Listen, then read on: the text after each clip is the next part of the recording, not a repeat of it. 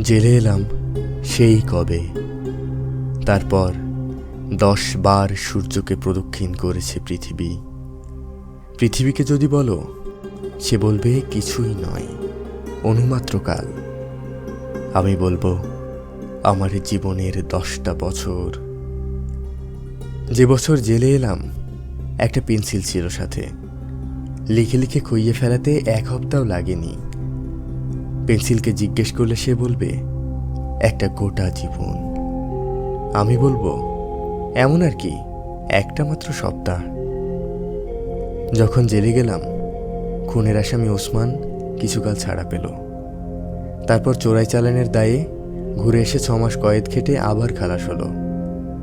কাল তার চিঠি পেলাম, বিয়ে হয়েছে তার, আগামী বসন্তে ছেলের মুখ দেখবে। আমি জেলে আসবার সময় যে সন্তানেরা জননীর গর্ভে ছিল, তারা আজ 10 বছরের বালক।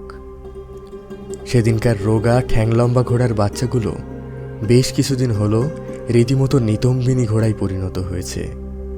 কিন্তু জলপাইয়ের জঙ্গল আজও সেই জঙ্গল, আজও তারা তেমনই শিশু। আমি জেলে যাবার পর দূরবর্তী আমার শহরে জেগেছে নতুন নতুন পার্ক, আর আমার বাড়ির লোকগুলো এখন উঠে গেছে অচেনা রাস্তায়, যে বাড়ি আমি কখনো চোখেও দেখিনি। যে বছর আমি জেলে এসেছিলাম, রুটি ছিল তুলোর মতো সাদা। তারপর এই রেশনের যুগ। এখানে এই জেলখানায় লোকগুলো মুঠিভর রুটির জন্যে হন্যে হলো। আজ আবার অবাধে কিনতে পারো, কিন্তু কালো বিস্বাদ সেই রুটি। যে বছর জেলে এলাম, দ্বিতীয় যুদ্ধের সবে শুরু।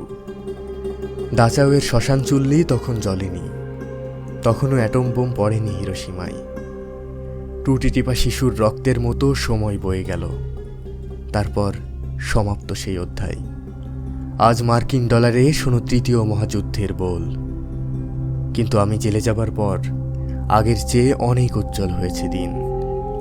আজ অন্ধকারের কিনার থেকে ফুটপাতে তাদের ভারী হাতের ভর দিয়ে তারা অর্ধেক উঠে দাঁড়িয়েছে।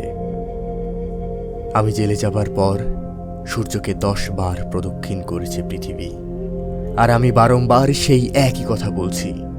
জেলখানায় কাটানো 10টা বছরে যা লিখেছি সব তাদেরই জন্যে, তাদেরই জন্যে যারা মাটির পিঁপড়ের মতো, সমুদ্রের মাছের মতো, আকাশের পাখির মতো অগণিত। যারা ভীতু, যারা বীর, যারা নিরক্ষর, যারা শিক্ষিত, যারা শিশুর মতো সরল, যারা ধ্বংস করে, যারা সৃষ্টি করে, কেবল তাদেরই জীবন বৃত্তান্ত মুখর আমার গানে। আর যা কিছু, ধরো আমার জেলে 10টা বছর শুধুমাত্র কথার কথা।